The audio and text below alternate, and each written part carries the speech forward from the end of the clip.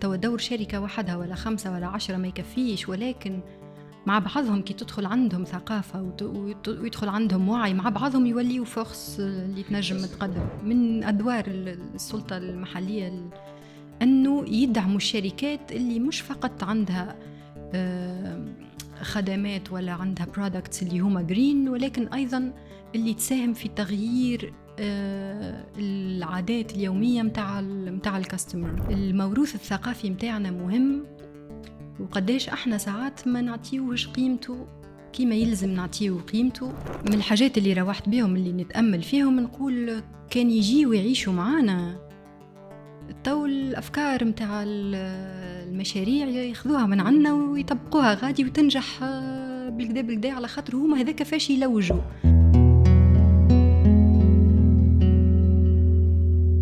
دونك انتي من الاول قريت في تونس وخدمت في تونس على مواضيع تم الازدهار والبروسبريتي. لازمني نحكي معكم بعد باش نفهم شنيا ساكادر كوا اون ديتاي. بعد دونك طلعت لندرا بور فير اون اكسبيريونس اللي خلتك تشوف un petit peu the way of doing concernant المجال نتاع الجرين في اليوكي. دونك شنيا الحاجة اللي خلتك تحطها أول بوان باش تحكي عليه؟ شنيا روحت من اليوكي؟ باش روحت من اليوكي؟ كاسكي تا انسبيري غادي؟ هذا شنو نحب نعرف. ساعة أول حاجة ما كانتش النية متاعي أني ندخل في الجرين، راهو كيف مشيت لبريطانيا. أوكي. مشيت باش نتعرف أكثر على الابتكار وعلى الازدهار ومنظورنا للازدهار وهل احنا معناتها قاعدين نبنيو في ازدهار يواتينا يخرج علينا مناسب لوقتنا إلى آخره. مشيت معناتها بمايند سيت ريسبتيف، قابل للأشياء الجديدة، قابل للاكتشاف. ما مشيتش بنية معينة ومخطط محدد وأنا هذا الهدف متاعي وما نروح كان ما نعمله، مش بالضرورة هذا. فهمت؟ ذن اكتشفت معناتها منظور ولا أفكار متطورة برشا ومتقدمة على الديفلوبمنت والبروسبريتي والازدهار وإحنا فاش قاعدين نعملوا. وكما تعرف عرفات معناتها نحكيو على لندن ونحكيو على جامعات معناتها عريقة ومتطورة ويحكيو في آخر معناتها اللي موجود. فاللي تطرقت له في التجربة متاعي خلال الوقت هذاك مش في القراية فقط وحتى في الحياة العامة. معناتها احنا نحكيو على مشيت بمايند سيت ريسبتيف لكل شيء، مش في الجامعة فقط. وخرجت ومشيت لسفارتنا غادي وشاركت في برشا معناتها برامج ومشيت لبرشا بلايص وعشت مع الإنجليز بيدهم ومعناتها فريمون دخلت بالكدا في المجتمع متاعهم ومؤسساتهم وغزرت لهم وتمعنت فيهم وسمعتهم وقعدت معاهم ومشيت لبرشا بلايص مختلفة وكل شيء. التأملات اللي رجعت بها ممكن ولا الدروس اللي تعلمتها فيها اللي جديد وفيها اللي مش جديد، اما فيها اللي تذكير كان فقط. هي كانت فرصة للتذكير كما قلت لك. مشيت بمايند سيت معناتها متقبل للأفكار الجديدة وروحت التأملات هذه حتى كي ترجع انت لتونس تزيد تتأكد وتزيد تتعمق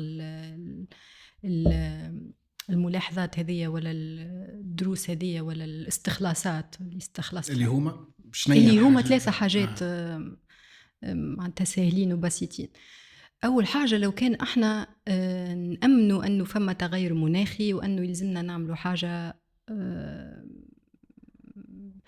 معناتها بما أنه فما تغير مناخي راهو يلزمنا نعملوا حاجة مهما كنا احنا شركات ولا أفراد كما قلت لك ولا دول ولا منظمات مجتمع مدني إلى آخره.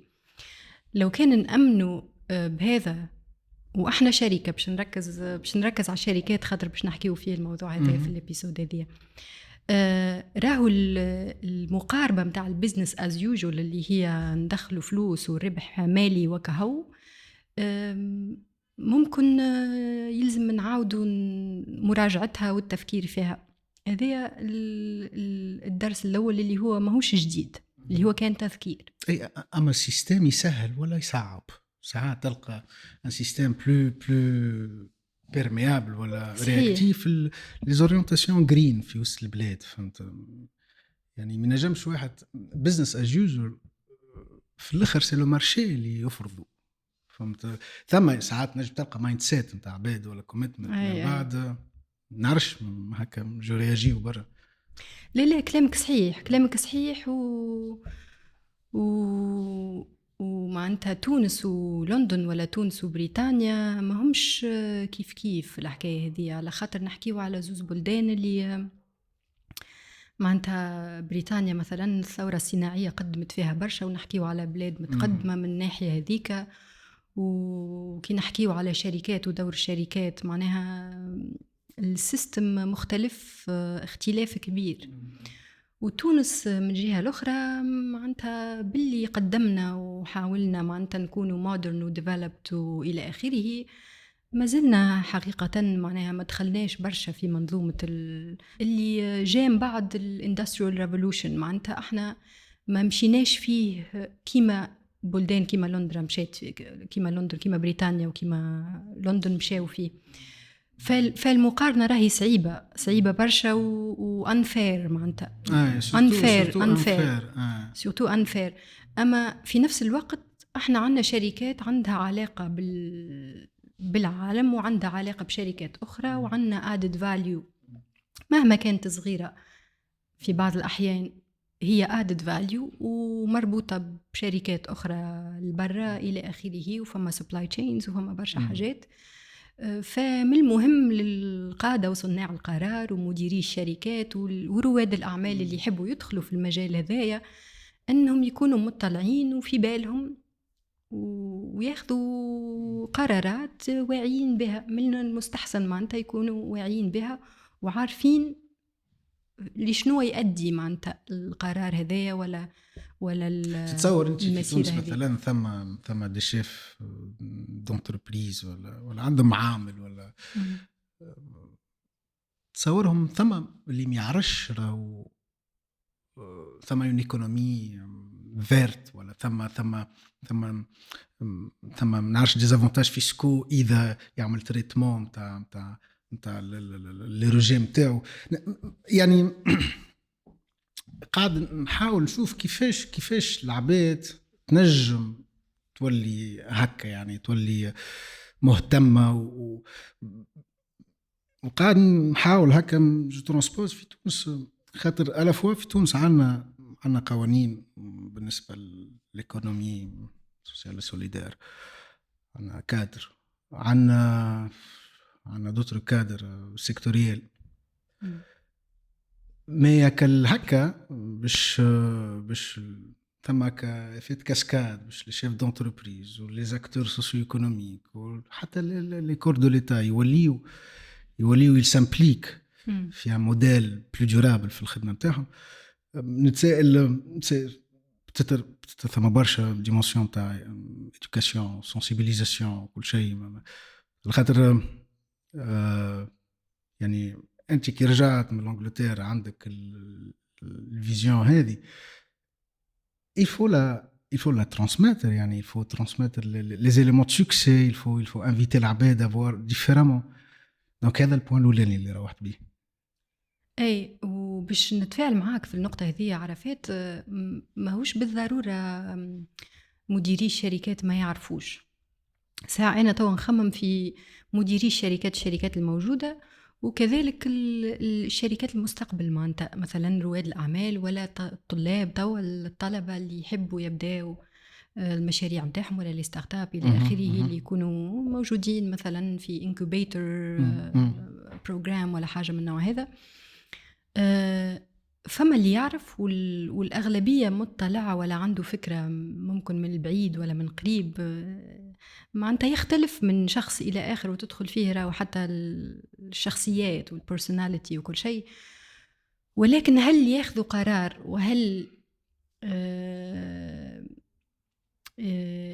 وهل يساهموا وهل يعني لو ياخذوا شوا المسؤولية؟ فما شوا، فما اختيار، فما مجال متاع اختيار وفما مجال متاع initiative اللي يؤخذ. ماهيش راهو الناس الكل اي دونك حكايه وعي يعني في الاخر انديبوندامون من الشخص في شخص l'entrepreneur mais c'est juste وعيه انه la dimension durable ولا la dimension verte ولا elle apporte du prospect.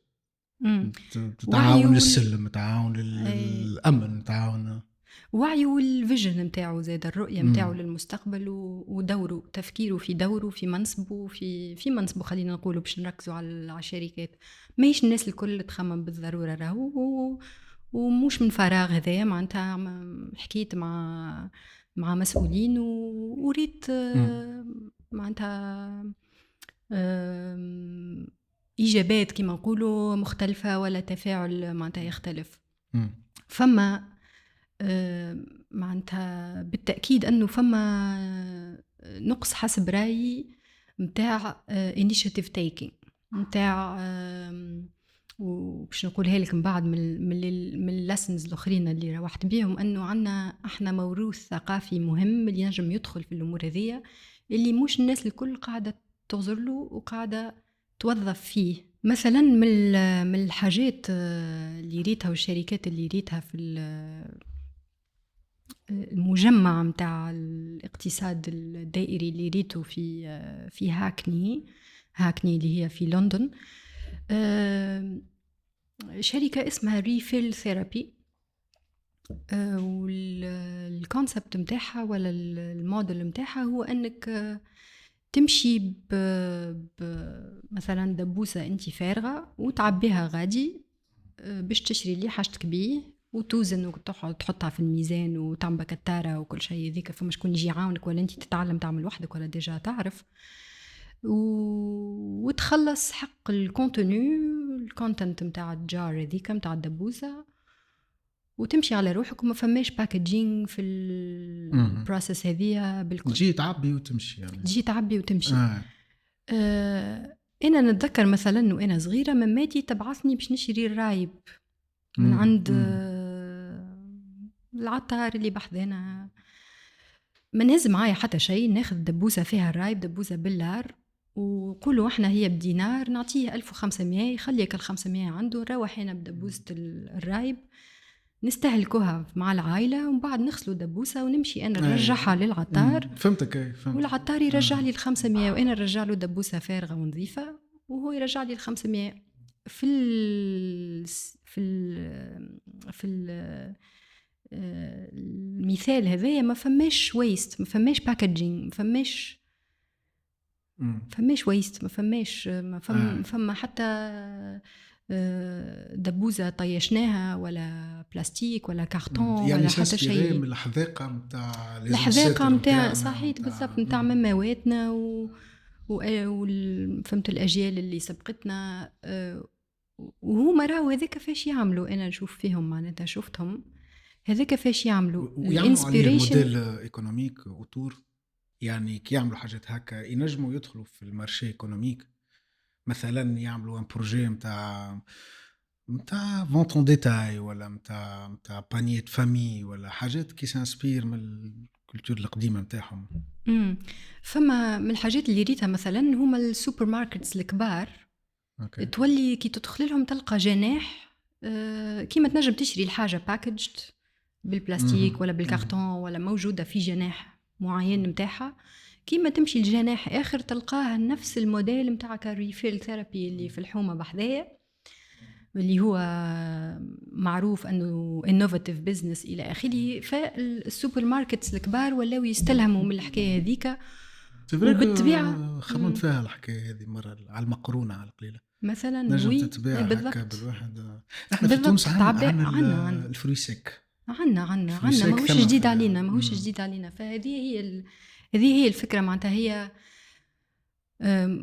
من الحاجات اللي روحت بهم اللي نتأمل فيهم، نقول كان يجي ويعيشوا معانا تو الأفكار متاع المشاريع ياخذوها من عنا ويطبقوها غادي وتنجح بالكدا على خاطر هما هذاك فاش يلوجوا فات هما نساو.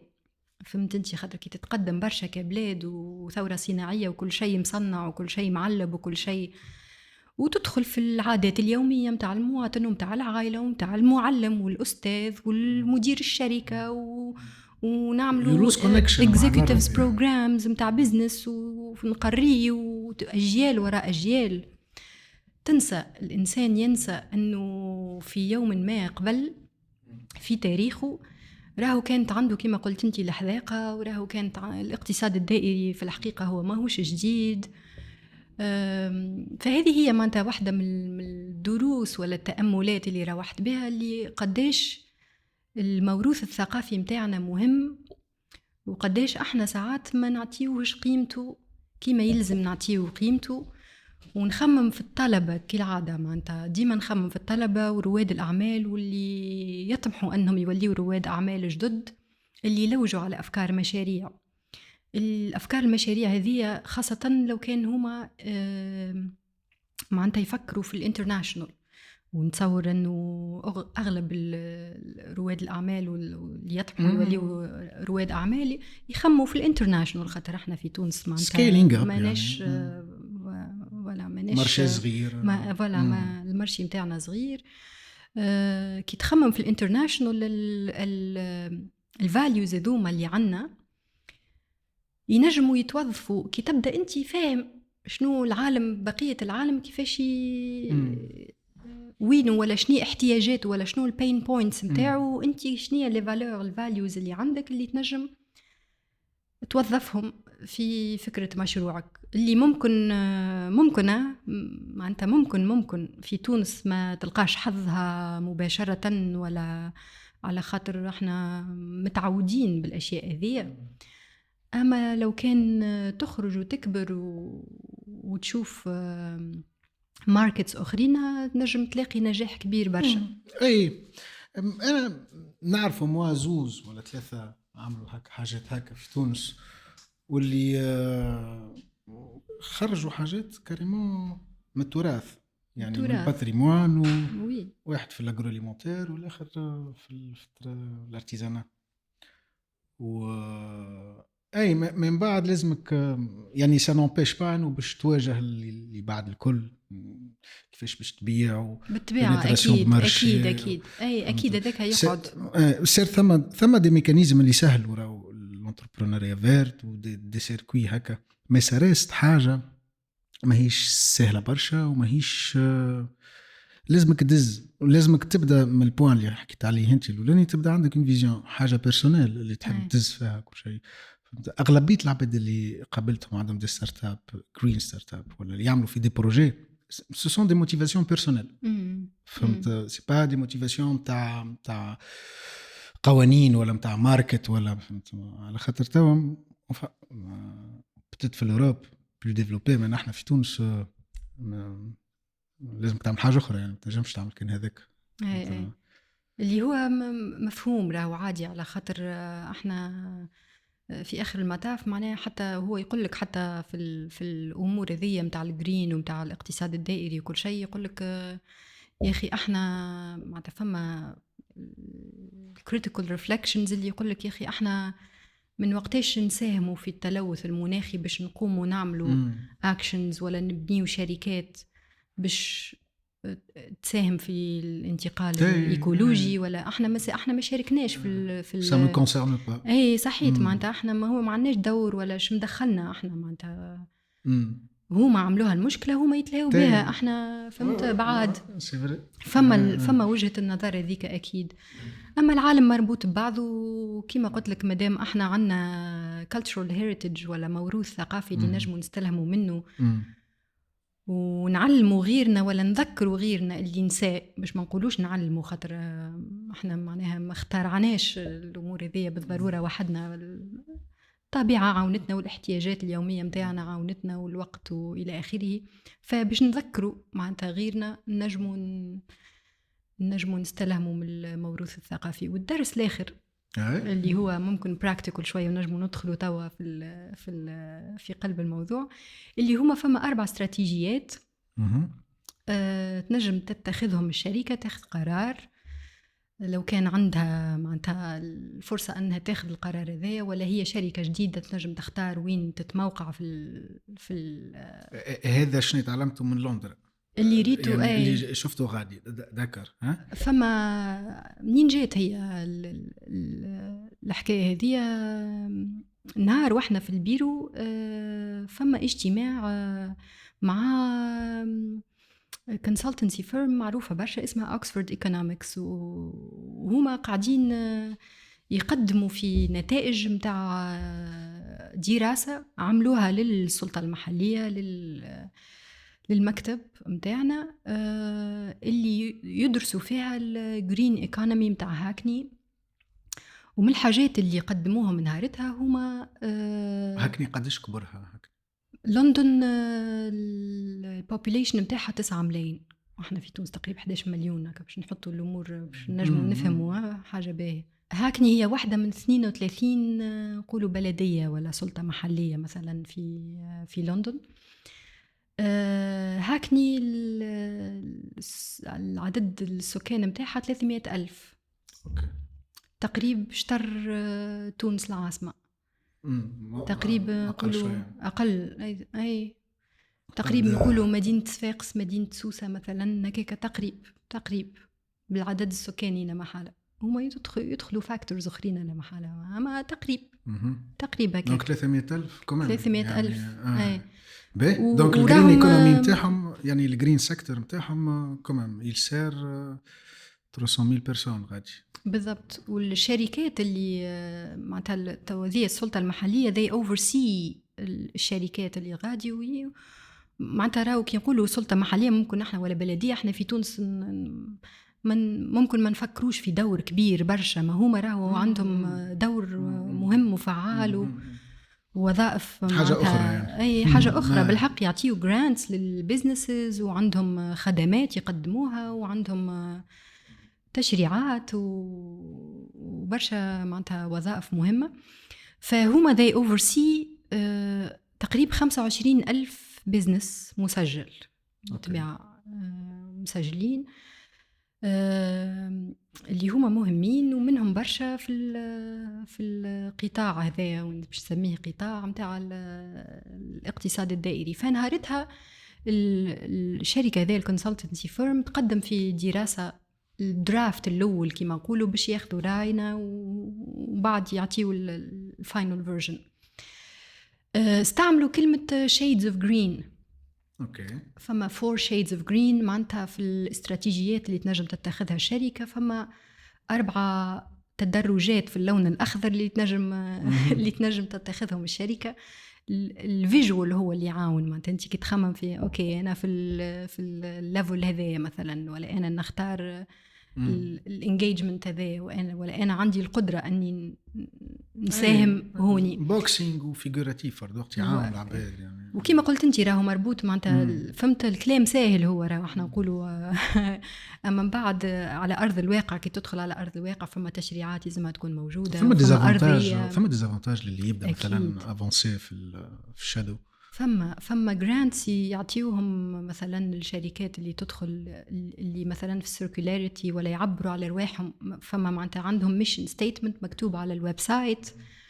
كيف ينص السلطة المحلية عندها بيجي يجيها من GLA Greater London Authority حسب ما فهمته اللي هي بعد تعمل كيما نقولوا أبيل دوفر داكور من بعد البروسيسوس فوالا. ما جوست عندكش الفكره انه اسكو البودجي هذا يلي فاريابل سولون الكولور بوليتيك نتاع الغوفرنمون نتاع اليوكي وقتها ينجم يكون وهي هاكني ما عنديش جواب معناتها لسؤالك بالضبط. اما باش نزيدوا نحطوا الامور في اطارها ونعطيو اكثر كونتكست. هاكني هي القياده نتاعها هي الليبر بارتي حزب العمال فداخلين اكثر ممكن في الامور هذيا. ولا محل ملي طلع لوروا تشارلز اللي هو برو ايكولوجيست هو فهمت ما دونك برشا حاجات تحركوا في اليوكي عند اصحابي انا يعني لي فونداسيون تاعهم ولاو ياخذوا اكثر فينانسمون من عند الجفرمنت. فهذا هو الدرس الاخر، هو انه فما 4 استراتيجيات نجم تختار منهم الشركه، نجموا ندخلوا نتعمقوا فيهم توا. وحتى اللي بعد اللي قلته بعد سي انتريسون على خاطر كومون ايماجيني انه السلطه محليه يعني البوس لو تيشو جرين انتربرونيريال. هوني زاد فرضت نتذكر الفلوس دونك. هو حتى تجربتي انا شخصيا معناتها كشخص معناتها جاء معاهم باش يعمل دراسة على مفهوم يسميه هما just transition، معناتها الانتقال العادل. يحبوا يعملوا هما انتقال لاقتصاد دائري ولا اقتصاد أخضر اللي يكون عادل. ايش معناتها عادل؟ معناتها يهز معاه الناس معناتها اللي هما الشركات الصغرى، اللي هما برشا واغلبيتهم راهم شركات صغرى، يشبه برشا الكونتكست راهو تونس في النقطه هذه، اللي هما تقريبا باش ما نقولش العدد بالضبط، الرقم بالضبط، اكثر من 90% من الشركات ال 25,000 اللي قلت لك عليهم هما SMEs، small and medium enterprises، شركات صغرى ومتوسطه. وحتى MSMEs لو ديفي انه باش الشركات الكبيره تردهم يدخلوا في ان سيكتور جرين، نستغربهاش معناتها دورهم ريت كيفاش، معناتها دورهم فعال. توا دور شركه وحدها ولا 5 ولا 10 ما يكفيش، ولكن مع بعضهم كي تدخل عندهم ثقافه ويدخل عندهم وعي مع بعضهم يوليوا فورس اللي تنجم تقدم. باسكو ديما نحن في تونس عندنا مشكله نتاع التنسيق انه ليفور دو كوليكتيف يبدا عنده كونفرجنس معينه ولا يعني هالدور اللي تقوم به البلديه ولا الكومون وكل شيء، انه الجارد كونتاكت مع تيسيو هذا مع يعني في تونس بتتر هذيك الحاجه اللي فيها ديفي سي با او نيفو بلديات. نحن الديسبوزيسيون تاعنا مختلفه، مي سورتو على الستارت اب اللي يخدموا في الجرين في تونس، اللي عندهم حاجات ينجموا يتقاسموا مع بعضهم، اللي عندهم حتى مارشي كومان مع بعضهم. دونك الدور نتاع هذا الاوفرلابينج وكيفاش تجيب لي ستيك هولدرز سكي انتريسون ابروندر. مع نقطتك هذه عرفت الوظائف هي اللي تعلمتها، معناتها غادي تعلمت انه السلطات المحليه شنو الوظيفه نتاعها. عندهم 7 وظائف من الوظائف اللي عندها السلطات المحليه هي حاجه اسمها convener and influencer. اوكي، معناتها مؤثر وهو سلطه ولا مؤسسه اللي تنجم تجيب العباد مع بعضها، تعمل دراسات، تعمل ايفنتس، تعمل انجيجمنتس، يعني يجيب من الادوار نتاعها. معناتها محطوطه بالبولت بوينت، فهمت؟ عندها 7 ادوار من الادوار، كيما عندك الدور نتاع التشريعي وانت مشغل مثلا اكثر من 2000 شخص مثلا، اللي هي ماهيش MSME في الحاله هذه، ما نحكيو على public sector لمحل. اما فهمت معناتها عندها ادوار، دور معترف به وعنده بادجت وعنده اهميته وقيمته، هو convening and influencing. معناتها التأثير من جهات الكل، كيما تنجم تأثر في الفوق GLA وانتي طالع central government هو السيستم تاعهم ولا central، كيما تنجم تأثر في الرأي العام، تعمل public engagement. لازم par défaut بالنسبة les causes disons contre courant، فهمت كيف la cause écologique ou environnementale لازمك disproportionnellement tu la supportes.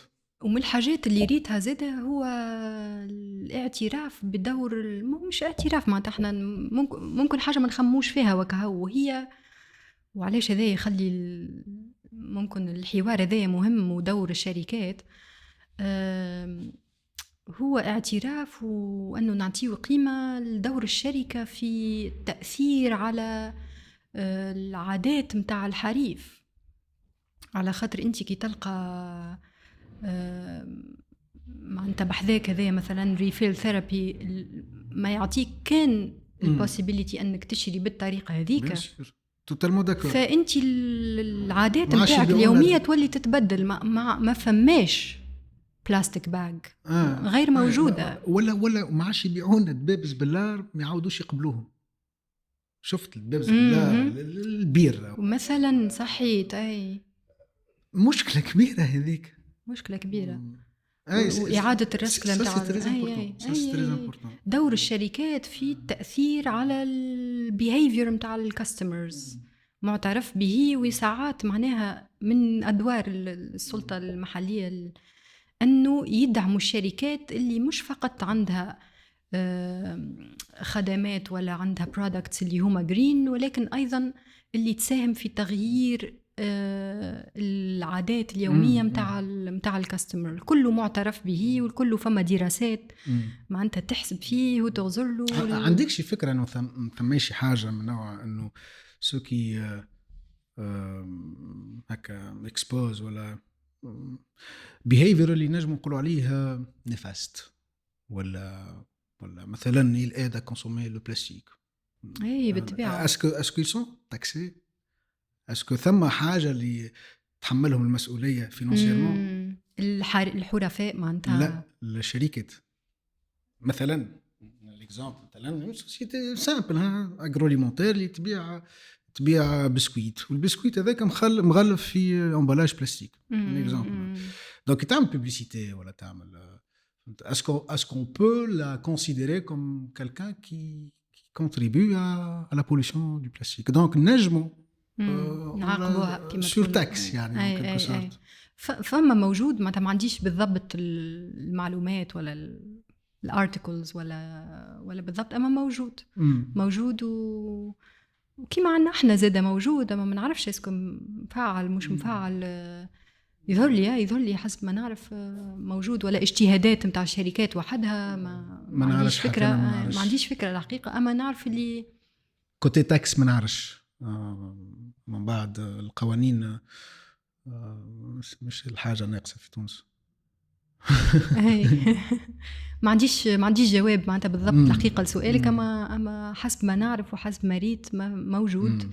للشركات الكل مش للشركات الكل ما نعرفش، خاطر الشركات الصغرى زاده اللي لاحظته حتى كي تدخل راهو المؤسسات من نوع هذايا في البابليك سيكتور، سلطه محليه ولا بلديه، تشوف حتى نظره البوليسي بروفيشنال للشركات كيفاش يغزروا لهم، كيفاش يخموا فيهم. فما اللي يعطيهم قيمه، فما اللي يسخف عليهم، يقول لك راهم هما يسخف عليهم على خاطرهم MSMEs وصغار، وفاهم اللي هو حتى وكان يعطيهم كل شيء، راهو حتى وكان معناتها السلطات هذه تعطي في جرانتس، تعطي في فلوس باش تعاونهم. يقول لك وقالها لي معناتها انا نتذكر عارفي مايكل قال لي توا كي تبدا شركه فيها 2 ولا 3 اشخاص يديروا في الشركه الكل، هل هذا كافي بالشخص واحد منهم على الأقل يركز في الجرانت ويعمرها فهمت كيما لازم ويقدم، وهي في الآخر كومبيتيشن شوف الفلوس تجي ولا ما تجيش.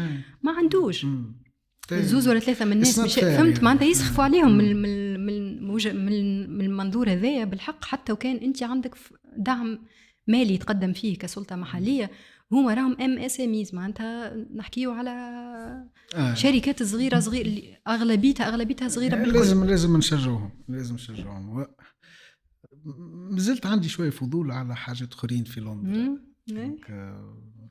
يعني مثلا الكونسيديراسيون تاع لا بيرسون لامدا في الشارع في الكياس، مدى وعيه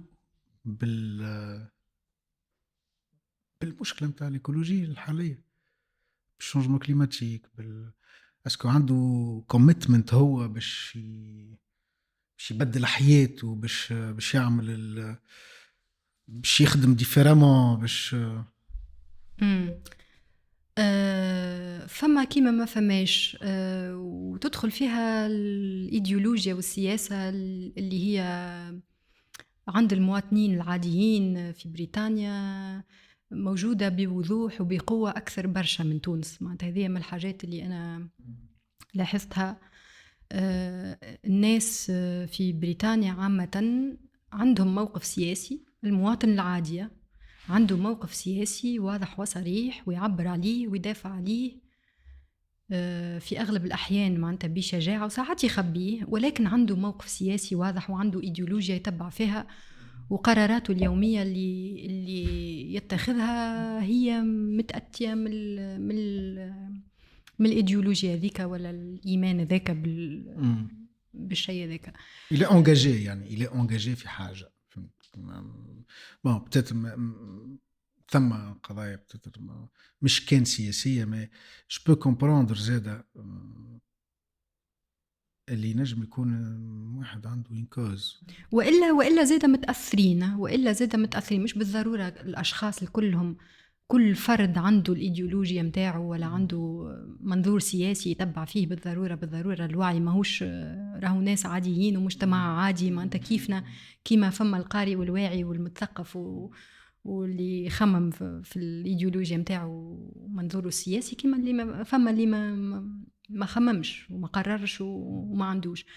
أما الحضور متاع التفكير السياسي واضح وريته في الحياة العامة اليومية، وحتى اللي ما عندوش منظوره هو وإيمانه هو وإيديولوجيته متاعه راهو مؤثرين فيه ويتبع فك المسار ذاك وواضح. فأنت ما أنت باش نجاوبك على سؤالك اسكو فما وعي ولا لا، كيما ما فماش، وهي قرار سياسي معناتها في العديد من الأحيان معناتها هو قرار سياسي نجم تتخذه الأفراد، وإلا يوظفوه بالطريقة ذيك، وإلا زاد يوظفوه وقت اللي يحبوا يوظفوه.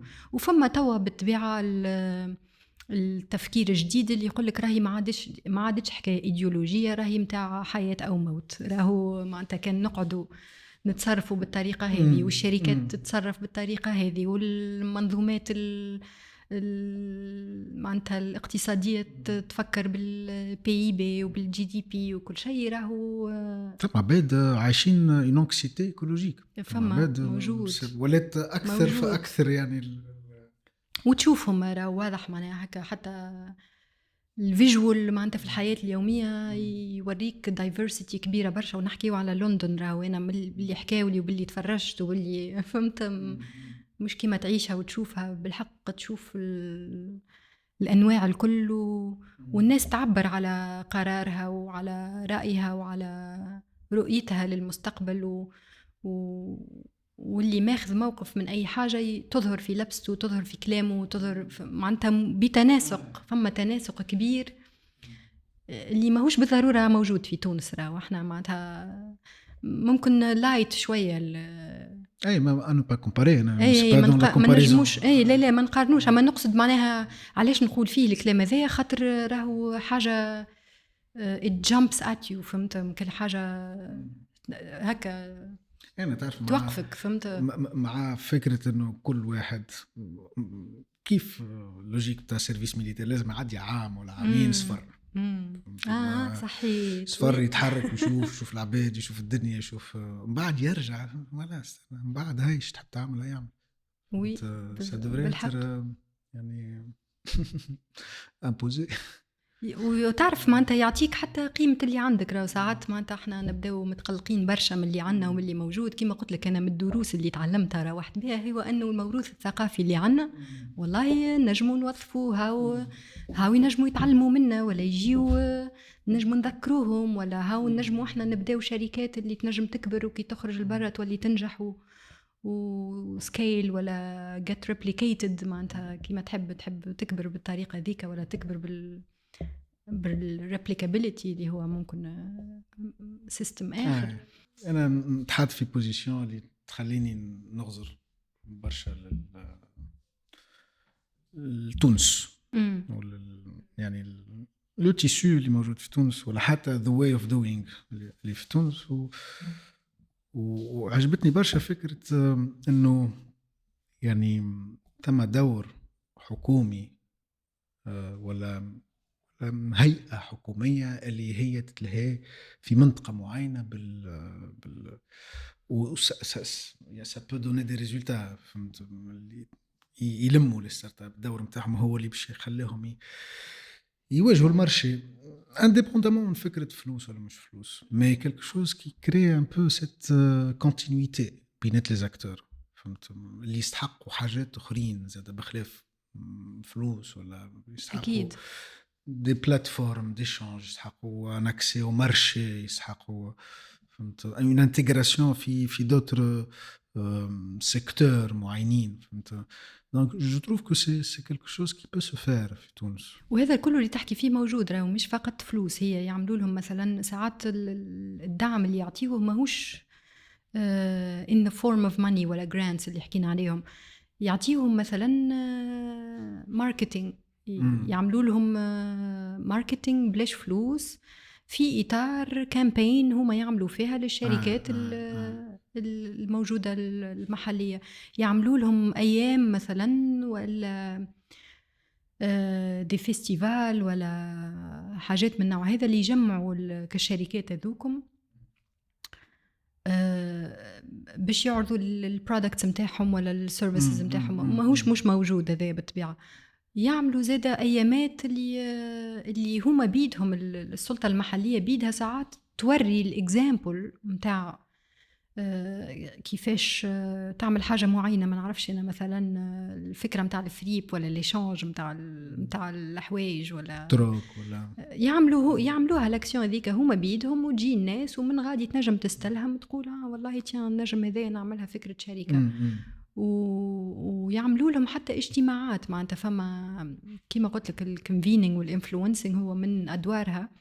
يعملوا اجتماعات اللي يحضر فيها واحد مسؤول من السلطة المحلية، يكون هو كيما الفاسيليتيتور معناتها، فك الحوار ذاك الحلقة الحوار، يسأل السؤالات المفيدة، يسمع سؤالاتهم هما لبعضهم، ويرجع بمفهوم معناتها هو من الليفد اكسبيرينس متاعهم معناتها، ياخذ استنتاجات. وكي يرجع البيرو يحاول يبلور معناتها ما نعرفش مشاريع ولا يعمل، يحاول التأثير متاعه يقوم به حسب اللي سمعوا فكل حلقات الحوار دي. موجود الأدوار كلها موجودة. يعني لا ريلاسيون تاع لي بير. انا نشوف دي بروجرام في تونس، ما عنديش درايه كبيره باللي صار، ما سماريف انه نتعدى في سوا ترفير لي بزنس انجل. ثم دي بزنس انجل في تونس اللي يلموا يعني عندهم هكا الانترميديير انتر لي زاكتور دو ديفلوبمون ولا ليتا وبينات لو تيران كشركات، فهمت. ساعات نشوف يعملوا حاجات نتاع يعني جرين بزنسز ولا جرين ستارت ابس يلمدوهم. ما جو بونس كو انكور اون فوا السرال قد ما يكون مهم بالنسبه للستركتور هذوما ولا لي اسوسياسيون ولا لي بروغرام دو ديفلوبمون ولا ملك الدوله وحتى انت دخلت في لوجيك اخرى نتاع ديمقراطيه سيتويان في وسط الكومون، فهمت، باسكو سي تيريتوريال، فهمت. دونك فوالا يعني يا اون بلاس مهمه لبلاصه الدوله في حكايه كيف هناك. هذا اللي ريتو هذا اللي ريتو هذا اللي معناتها كي تشوف النظام معناتها اللي موجود وتشوف الستراكتشر وتشوف الفانكشنز والوظائف واضحة، وهو ممكن معناتها الاطلاع فقط يخليك توعى ولا تاخذ الفكرة كيما تنجم معناها تدخل المؤسسات أخرى ولا الكونتكست أخرين وتشوف حاجات تقول والله ما كانش في بالي أنه المؤسسات هذه تعاون بالطريقة هذه، وإلا أنه فما ما نعرفش المجمع هذا متاع الاقتصاد الدائري. فما ناس معناها أنا نعرفهم مثلا غادي اللي ما في بالهمش أنه راهو فما السيركولر ايكونومي كلاستر ولا هاب موجود في البحث الكوين إليزابيث أولمبيك بارك اللي راهو يوفر دي سيرفيس معينين، سيرفيسز المعينين ولا البرودكتس المعينين، وما يعرفوش اللي هذا في الحقيقة يتماشى مع فلسفتهم ولا رؤيتهم للأشياء. ما في بالهمش معناتها. اي سي امبورطون لا كوم، سي امبورطون سورتو لو لين اللي ينجم يصنعوا لا كوم عندها في دريزو سيرتا مومون. وتونس في هذا كله تونس كما قلت لك أنا نشوف اللي معناتها ساعة راني منيش خبيرة ومنيش مطلعة اطلاع كبير على على الأمور في تونس والتشريعات والقوانين وكيفاش السلطات والبلديات هوني تخدم إلى آخره. هي فقط تجربة أنا عشتها وحبيت نحكي عليها معناتها. أي ما سادون ديزيدي أي هذاك علاش قلت لك من الدروس اللي روحت بها ولا التأملات اللي قاعدت في مخي هو أنه عنا cultural heritage نجموا نستلهموا منه نبنيو منه يعني. وعنا ممكن يلزمنا تحفيز أكثر باش نقولها هكاك، يلزمنا تحفيز أكثر لل معناتها باش ناخذوا قرارات ولا we take initiative اللي يكون خممنا فيه. معناتها مش شركة وكهو شركة أما فاش تعمل. فهمت؟ لو كان معناتها الاهتمام هذا موجود، علاش الانيشيتيف ما يكونش زاده موجود؟ لو كان انت التفكير هذا يتماشى معاك كشخص وانت باش تحل شركه ولا انت في شركه مسؤول في شركه، انت تنجم توظفوا التفكير هذايا والقناعات هذيا في مجالك ولا في قرارك متاع خلق الشركه. لو باساج هذيك تاخذ الانيشيتيف صحيح بين الغرام وتطبقوا الايجنسي. عرفتك السنس اوف ايجنسي هذاك اللي انا عندي رؤيه وعندي قناعه معينه والا عندي اهتمام بحاجه معينه ولا عندي وعي. الوعي هذاك نقعدوا في الوعي مون هكا. فهمت؟ نوضفوا نجم نفهمه هذيك ما فما غياب نوعا ما راهو معناتها لاحظته حقيقي وموجود. اي ما اسمع نحن توانسه يعني واحد كمل هذا هو كمل الفاك خرج مغروم وعمل ديكومبينغ ودارها وكل شيء بالحق إلي سنسيبل لسيت كوز. يعني مش يهبط شو ترى باش يلقى روحه في لوجيك انه لشوا بينات يلوج على خدمه ولا بينات ما ثماش برشا ثنيات فات. وباش نجم تدز في ان بروجي لازم سوا ثم ان كادر معين بيرمي سوا انت ديجا مفلفل فهمت وتدز وتقدم وتكربس وكل شيء. اي دونك نجم نقولوا اللي في تونس اللي عندهم جرينتا ينظموها إلى كاتاليز، يحطوها في حاجة تنجم تكون انتربرونيريا ويدزوا فيها. يعني أسرت ماما بالرغم من صعوبات كل شيء لازم تتبسط الحكاية باسكو يا دي باريير بسيكولوجيك. لو بروجي قبل الفلوس مش الفلوس قبل البروجي. فهمت؟ لو كادر السوسيتا ولا الزوز في نفس الوقت معناتها ليش لا هو ساعات راي الفلوس تجي غادي في الجو. اي جوستومون بالضبط. معناتها هذاك علاش قاعده نقول اللي مثلا رواد الاعمال اللي يطمحوا في الانترناشنال راهو هذه فيها فلوس معناتها. فهمت؟ معناتها ساعات تخمم في بين بوينت في تونس اللي ما عنده حتى علاقة، كي تخمم في بين بوينت at the international level تولي تنجم تلقى الفكرة ممكن أسهل. تتصور إنه الفرص في الجرين أكثر من الفرص في اليوجوال بيزنس لو كان السيكتور وإلا الماركت اللي باش يمشيوا له صحيح وفي بلاصته. معناتها ممكن في تونس صعيبه ولا باش تبدا من تونس صعيبه. هو ممكن هذاك التشالنج منين يجي خاطر انت كان باش تبدا في تونس ومن بعد تمشي للانترناشنال. في تونس ديجا باش تلقى صعوبات ولا قله التجاوب ولا التجاوب ماهوش قوي كيما انت تطمح.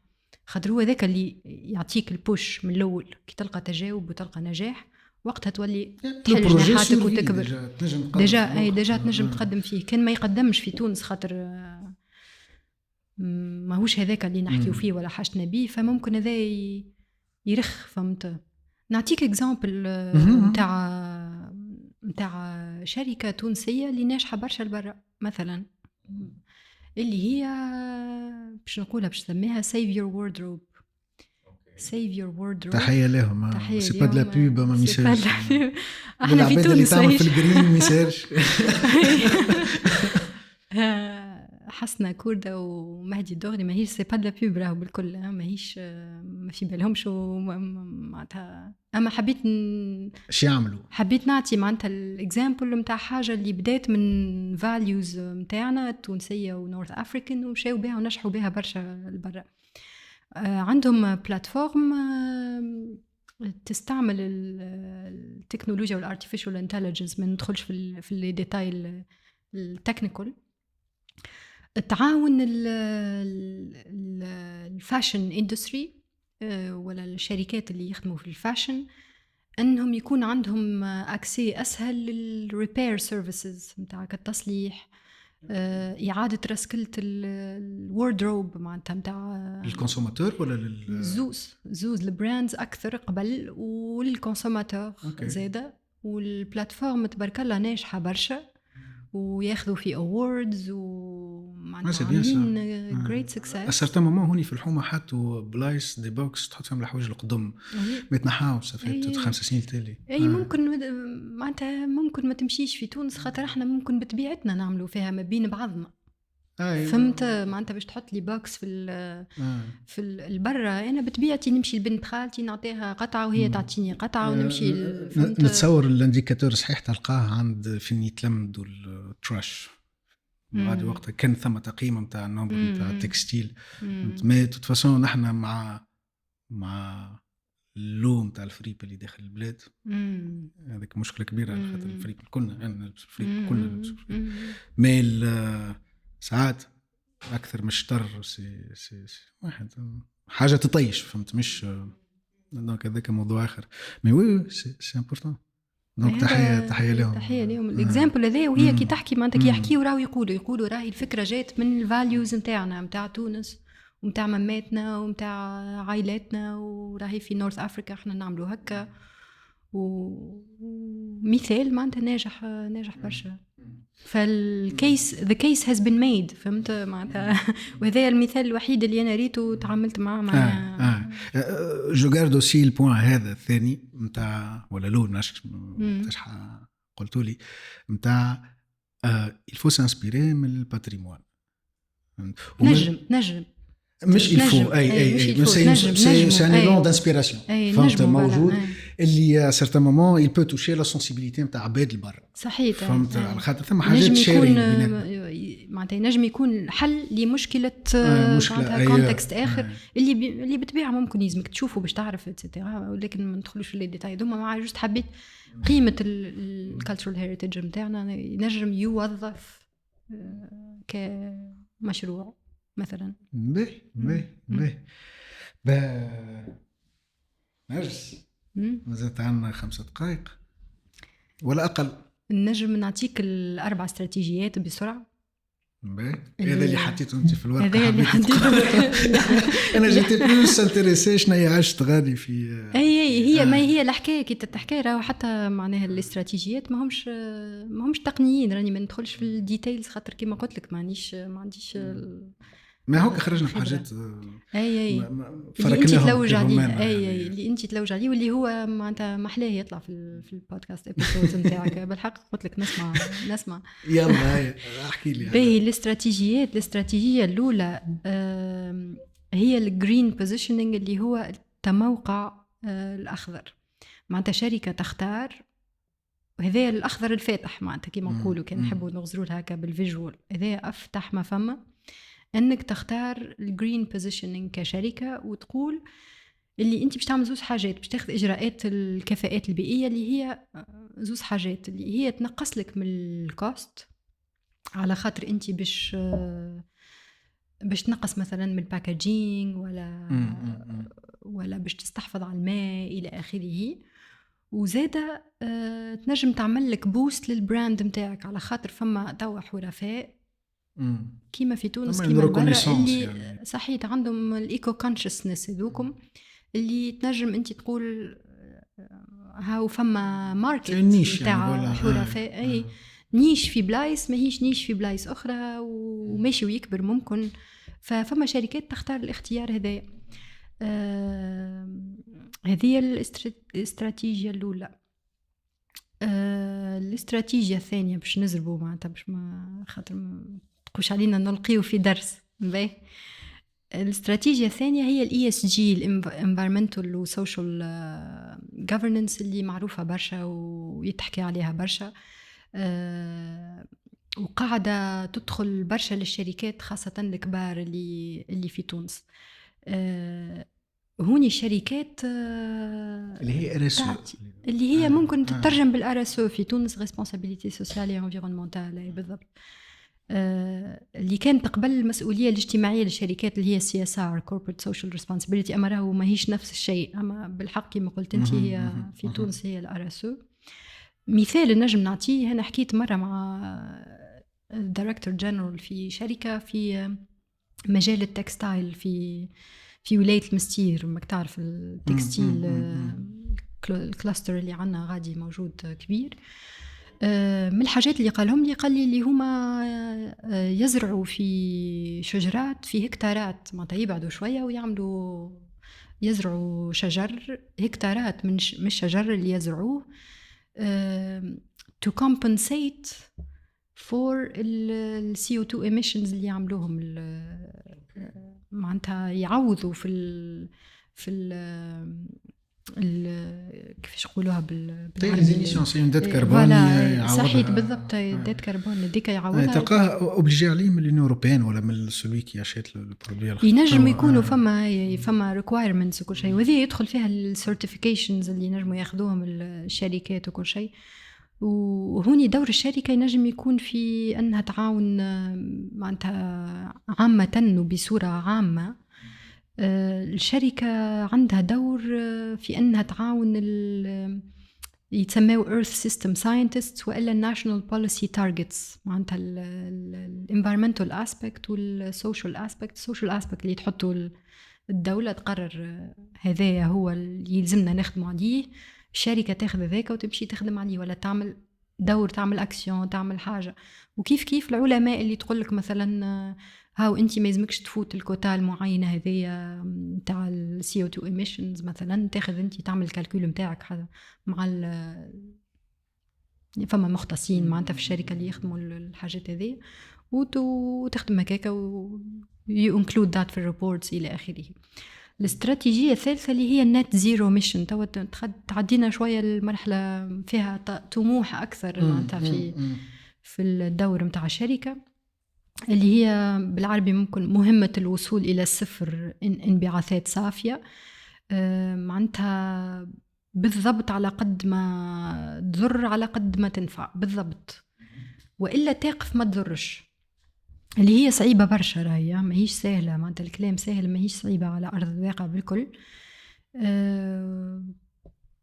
هوني ممكن نعطي مثال متاع مطعم في لندن اللي ريتو اسمه سايلو، نسميه مثالش الناس نجم تدخل تتعلم منه، ما عادش تحب نحيو لا تباش ان شانس انه انا باش نفطر فيه نهار هي عشبي باهي تجربه باهي. الريستوران هذايا هو اول ريستورانت اللي هو زيرو ويست ريستورانت في العالم، وموجود في لندن. والفاوندر نتاعو معناتها عنده بلو برينت، كاتب كتاب ويحكي على الموديل كيما نقولوا هذايا اللي خاطر الغاسبياج اليمونتير في لي ريستورون كلكو شوز ما نحكيوش عليه برشا ولا في ليزوتيل بالضبط هذا هو من الحاجات اللي يعملوهم في الريستورانت هذايا، هو انه كل شيء يا اما مخمر يا اما صارت اعاده تدويره بطريقة مبتكرة وإلا تحول إلى سماد. بيان سور الديتيلز والتكنيكال ما عنديش، أما هذه هي الفكرة أنه معناتها تقريب 100% زيرو ويست، تقريب هي مستحيلة راهي. معناتها عندهم الويست حاطينه في قالب ومصورينه، كي تدخل على الويب سايت تلقاه يسدوفيان لابيل بعد لابيل جرين. علاش قلت لك عنده بلو برينت معناتها الفاوندر نتاعو. فهذا اكزامبل. وفما حاجه اللي قالوها على الويب سايت نتاعهم اللي عندها علاقه باللي حكينا فيه بكري. قال لك this idea isn't revolutionary، راهي ماهيش ثوريه الفكره هذه، It's how businesses used to operate. This is what we mean by a pre-industrial food system. معناتها منظمة متاع فود اللي هي ما قبل الصناعية اللي حكينا فيه. معناتها طرق كيفاش العباد تخدم الماكلة قبل ما تصير الثورة الصناعية. بالضبط. معناتها ماهيش حاجة جديدة راهي وثورية. راهي كانت عندنا أما نسيناها. اي سوف كو زاد لا دونسيتي دي جون مش كيف وقتها، فهمت، وكبر المدن مش كيف وقتها، اللايف ستايل والوركينج لايف ستايل. اي مي سا ريست دي اكزامبل كيف من هكا شفت سي انسبيرون سا بو كري، يعني العباد تعمل حاجات هكا. مي في الاخر يا لا رياليتي نتاع تكلم المدن والواحد كل شيء بالطبيعة يعني سي با يعني دير كو سي ان كوز بيردو، مي il faut être dans la modération réaliste. بالطبيعة. أي أكيد. هذه معناتها هي وهي نظرة عامة راهي معناها، واستراتيجيات هذوما كيما تنجم تاخذهم كيما ما تنجمش تاخذهم. وراهو ساعات راهو دور الشركة ينجم يقف في مرحلة معينة، وفي المرحلة هذيك يجي مثلا دور الدولة ولا دور المواطن. على خاطر مجموعة كاملة لازم تتحرك من غير ما ننزلوا معناتها على رواد الأعمال ولا على الشركات باش هما يصلحوا كل شيء ولا يعملوا هما كل شيء. هي فقط معناها أمثلة واستراتيجيات اللي تنجم تأخذ بعين الاعتبار. كما تنجم تقول لا احنا ماناش غادي بكل، واحنا باش نقعدوا نعملوا في اللي نعملوا فيه، ووقت اللي تتوفر الشروط الأخرى ولا شروط أخرى ولا تجي تشجيعات من نوع معين، فإحنا تو وقتها ننخرطوا ولا فهمت معناتها.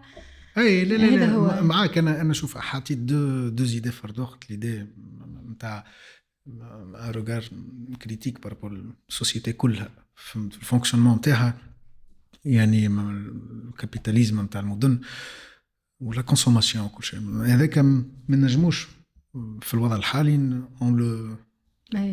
يعني فوالا باي باس ونمشيو في الجرين على خاطر سا ريسك كيلكو شوز دو تري بتيت ايشيل ان فيت. فهمت دايور هذاك سا بو رامني ميم حتى على ريفليكسيون مستقبليه ولا فيلوزوفيك ولا تحب انه المستقبل في البتيت ايشيل، في لي بتي كوميونيتي، المدن الصغار، القرى الصغار، فهمت، ويبداو انتر كونيكتي. اما مش كل شيء بوك تحطه في بلاصه فورسيمون، لازمك تطلع في سكيل نتاع لوتوماتيزاسيون ولا الاندسترياليزاسيون ولا بالضبط. الاستراتيجيه الاخرى نكمل بها هي الريجنراتيف ولا السيركولر بزنس، اللي هو دائري ولا تجديدي. وهذا احنا معناتها ساعات كي نسمعوا سيركولر ولا دائري، نظام دائري ولا اقتصاد دائري ولا شركه دائريه في تونس، نخموا برشا في الويست مانجمنت. صحيح. اول حاجه تجي البال اول حاجه تجي البال، وهذاك التركيز هو توراو في تونس. اما هي الفكره تنجم تمشي لابعد برشا من هذا معك.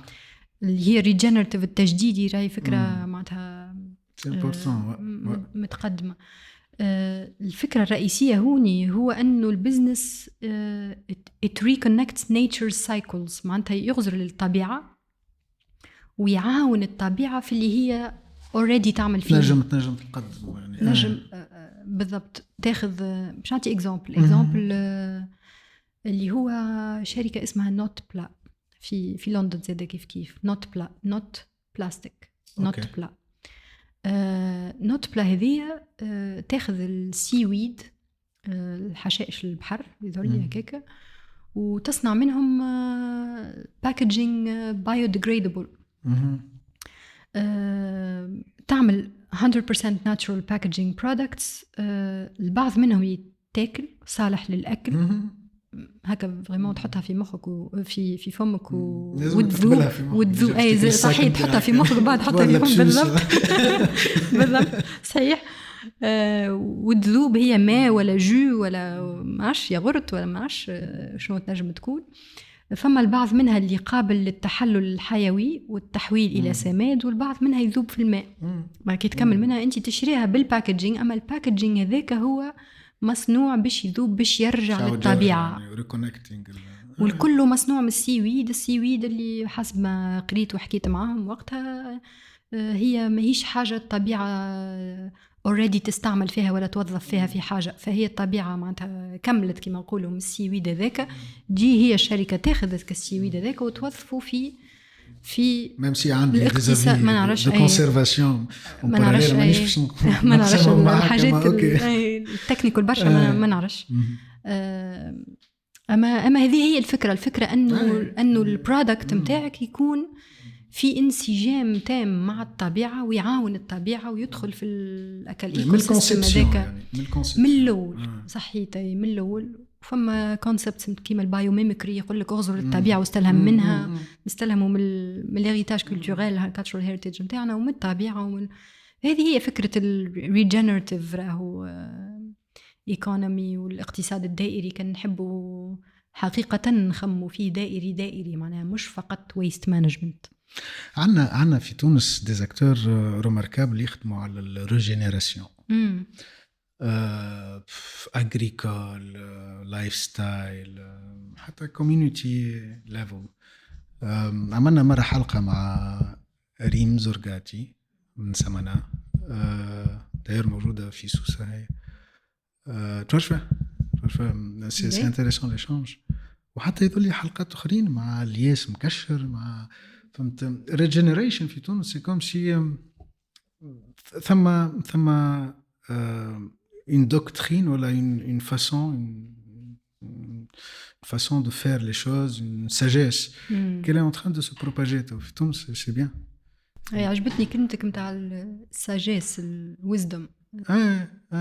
تكون في انسجام مع الطبيعة حقيقة معناها مع الطبيعة والحاجات اليومية اللي تعملها اللي عندها علاقة بالاقتصاد معناتها تكون في انسجام مع هذاك. ما فما هو شكون يقول لك راهو المنظور احنا منين نغزروا للاشياء ينجم يبدل طريقه تفكيرنا وطريقه حياتنا. ما فما ناس تغزر للاقتصاد هو اول حاجه، ومن بعد الاقتصاد يجي المجتمع وتجي الطبيعه. وفما ناس اخرى تقول لك لا احنا نغزروا للطبيعه ساعه، اول حاجه الارض واحنا نجيو بعدها احنا ضيوف على الارض، ومن بعد يجي الاقتصاد اللي هي كيفاش احنا باش ننظموا الحياة متاعنا إلى آخره. فالفكرة الريجنراتيف هذه تدخل في التفكير هذا أنه نشوفوا الطبيعة نمبر 1 ومن بعد الإنسان نمبر 2 ومن بعد الاقتصاد نمبر 3 يجي من بعد. يكون هو في خدمة معناتها الاقتصاد يكون في خدمة المجتمع وفي خدمة الطبيعة ومش العكس. ماما نيتشر. ميرسي. عايشك. يعطيك الصحة. ميرسي بوكو. يعطيك الصحة عرفات. عايشك على الاستضافة مرة أخرى وإيشانج كان ممتع وشكرا. عايشك الله يخليك.